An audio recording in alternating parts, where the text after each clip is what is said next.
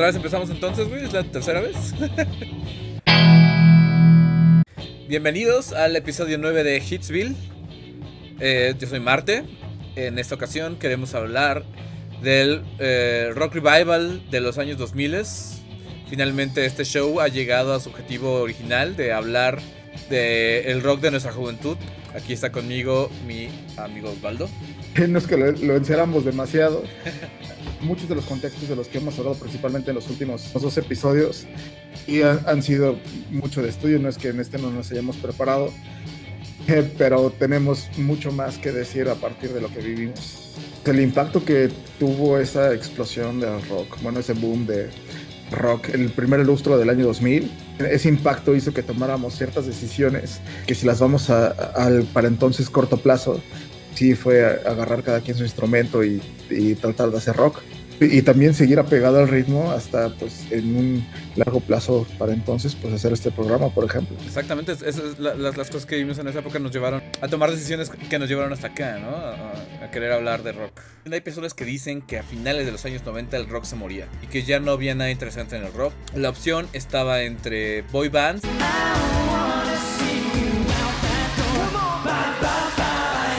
que por otro lado estaba el rap de gangsters, que no muchas personas se podían identificar con él, aunque estaban vendiendo millones de discos. Y por otro lado el rock se había abocado como la parte más exitosa del rock, o que tenía más audiencia, se había abocado al new metal, que estaba muy chido, pero que sí estaba tocando ya temáticas como muy agresivas, muy violentas.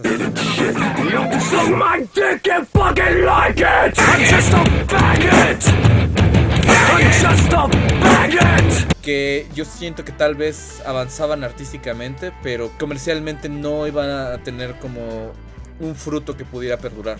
Pero el new metal vendió mucho, no envejeció bien, ahora lo sabemos.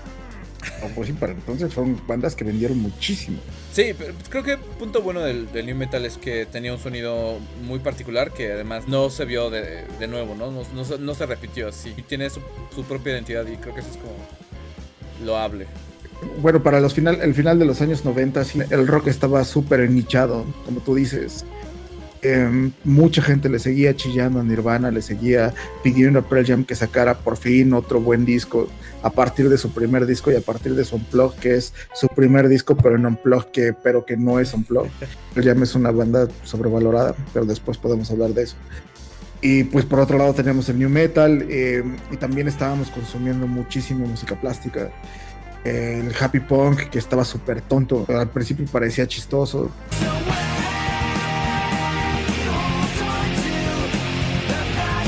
No era ni siquiera algo virtuoso, ni siquiera algo para seguir, o sea, era algo bastante idiota, y creo que así también envejeció.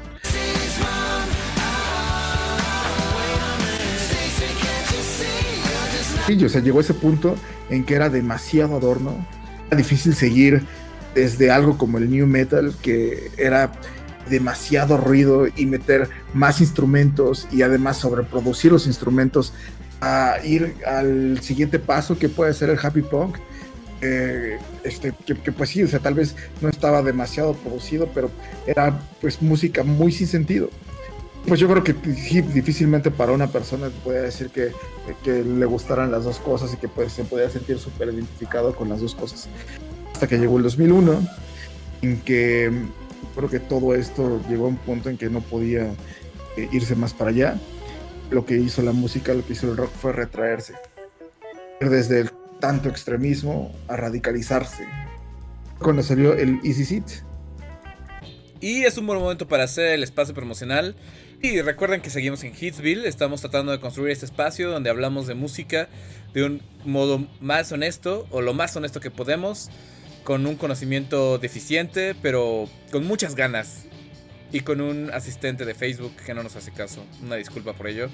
Por favor, síganos en Instagram, en Facebook y desde luego en YouTube. El final de los 90 nos agarró con el rock estado por todos lados. Incluso en México estaba esta cosa fuertísima que era el ska, que muchísimas personas se habían abocado a ello. Y había personas cuya vida era exclusivamente ir a conciertos de ska.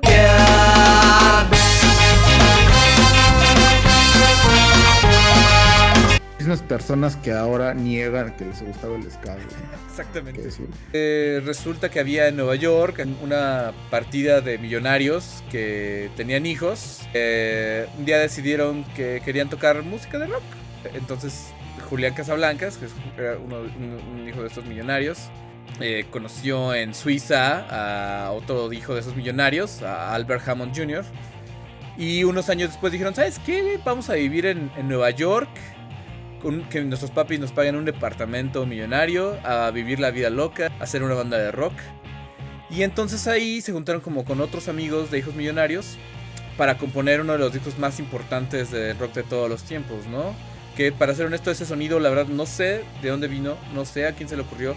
Para mí era importante mencionar todo eso de que son millonarios, porque la verdad no encuentro otra explicación ideológicamente o históricamente de dónde se les ocurrió hacer el revival del sonido, de ese sonido garage, de poner un poco a Velvet Underground. El mismo Julián Casablancas dijo: nuestra intención era tomar una banda de esa época y traerla a grabar a un estudio. Creo que a la hora de grabarlo, muy diferente el modo en que lo hicieron. Se grabó en vivo y la voz de Julián Casablancas saliendo a través de un amplificador, no de manera directa, lo cual le mete un grado adicional de distorsión.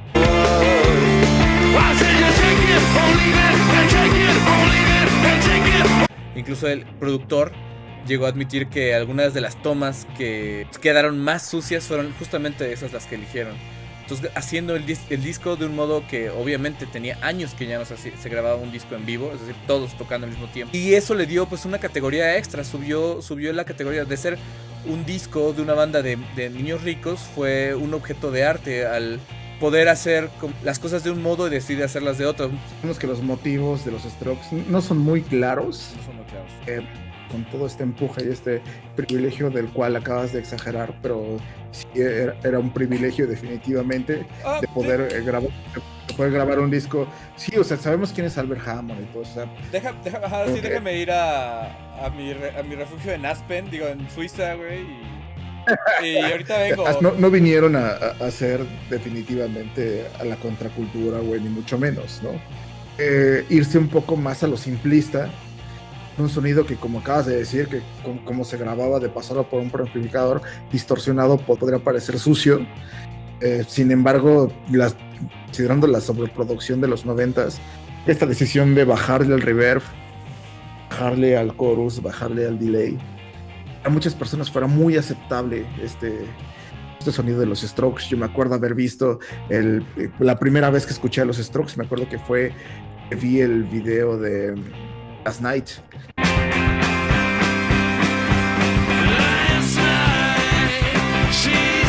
Que es un video donde se reconoce un único escenario. Me parece que todo lo hacen en la primera toma. Pues sí, o sea, te habla de que es bueno, vamos a radicalizar, vamos a la raíz, vamos a hacer algo mucho más simple. Para el 2001 ya los White Stripes ya habían sacado 2 discos. Esos 2 discos fueron muy buenos, pero no tuvieron tanto éxito como su tercer disco que sacaron en el 2002, el gran White Blood Cells. También los Hives ya habían también sacado un par de discos, pero los Hives pues fueron a conquistar del otro lado del Atlántico, ir bajando por esa cadena comercial que ya conocemos. Aunque yo abiertamente digo que no sé de dónde ideológicamente o por qué decidieron hacer la música que querían hacer los Strokes, es un hecho que en la escena independiente de todo el mundo había un grupo de bandas que venían sonando ya revival, aunque no fueran famosas o populares o que fueran más bien de nicho. Por ejemplo, como los White Stripes, que bien pudieron haber seguido en el anonimato hasta hoy, o sea, posiblemente no se hubieran desintegrado y seguirían siendo una banda que luchaba. Un matrimonio de Detroit perfectamente normal. Posiblemente nunca los hubiéramos conocido, ¿no? Tal vez el cambio que generaron los Strokes desde el punto de vista del arte, de la música, de la moda, definitivamente transformaron el mundo y pusieron y pavimentaron el camino. Lo hicieron fértil para muchas bandas que después se configurarían como el sonido de la década. Sería bueno como hablar del sonido de Franz Ferdinand, del sonido de los Hives, del sonido de los Vines, aunque de hecho los Vines estaban tocando desde antes, del sonido de Music. Los Vines me suenan mucho a grunge, ¿no? Exacto, pero ya para el momento que lo están haciendo ya son como 15 años del grunge.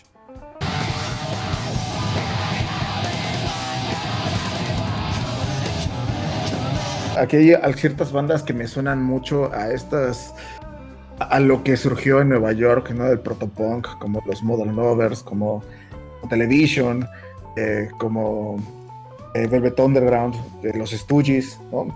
Bandas como los Strokes, los Yeah Yeah Yeahs, que también son de Nueva York. Sí, o sea, rescataron lo que tenían a principios de los 70s para tocarlo a principios de los 2000 y hacer un boom con eso. Pues como dices, o sea, los White Stripes también se parecen mucho a lo que hacía MC5. Motor City 5, una gran banda de principios de los 70s que justamente florecieron en este mismo lugar, en Detroit, Michigan. Y por el otro lado también venían ciertas bandas de Garage Revival como los Libertines, que venían cruzando del Atlántico junto con los Hives. También otras bandas neoyorquinas, pero con un toque tal vez un poco más británico, como los mismos Interpol, como los Editors, como Walkman. Bueno, los Editors tenían pues sí, un toque más británico, pues porque son ingleses.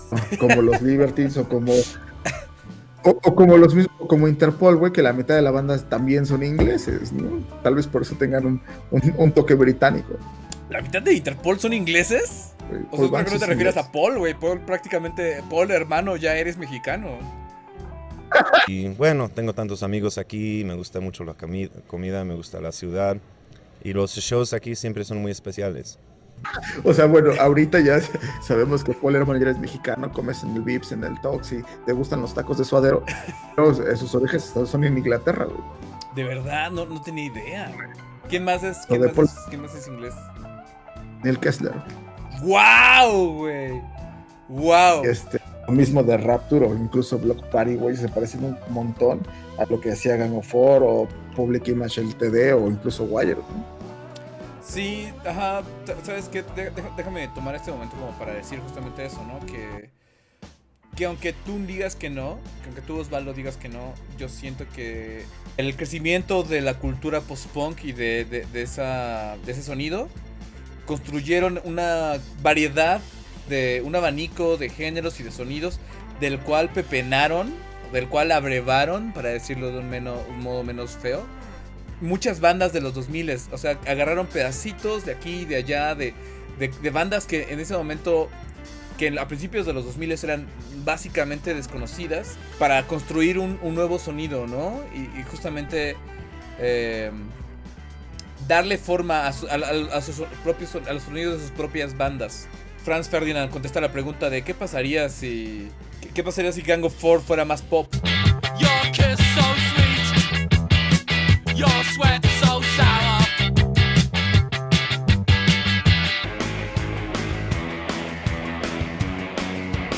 This is where I'll be, so heavenly, but dancing in my cold.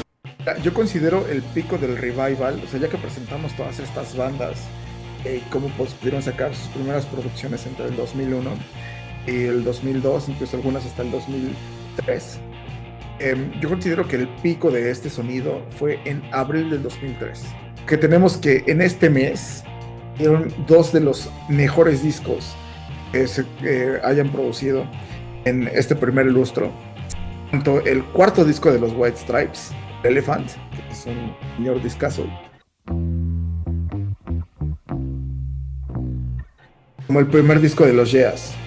Creo que el primer disco de los Yeahs es ahora súper subvalorado.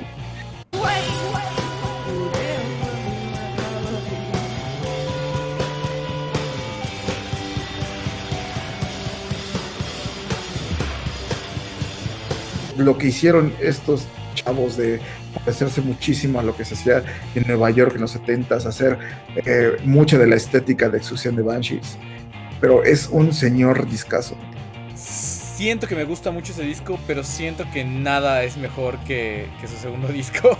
Pero sí, definitivamente creo que como movimiento, finales del 2003 y principios del 2004, sí es muy claro, ¿no? Que hay un pico en el sonido, ¿no? En lo innovador, en lo interesante, en la escena, en los conciertos, en la gente, en la moda. Yo creo que para entonces, para el 2003, finales de 2003, principios de 2004, ya había permeado demasiado Estados Unidos. Finales de 2003 también tenemos que salió el Room of Fire. O sea, a finales del 2003 ya está configurado perfectamente la escena y su impacto dentro del mundo se siente por todos lados. Interpol ya tenía ya un año que había salido el Turn on the Bright Lights, que fue un bombazo en el mundo y transformó la estética de todos los morros alrededor del mundo.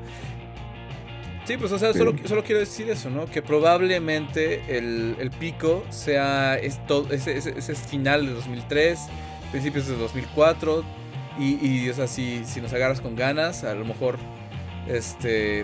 hasta algunos discos del 2005, ¿no? Pero es muy claro que es como esa... Si la calidad musical fuera una distribución normal, definitivamente el pico se encontraría en esos años, ¿no? En 2004, pues posiblemente, con algunos de los mejores discos que se hicieron en esa década.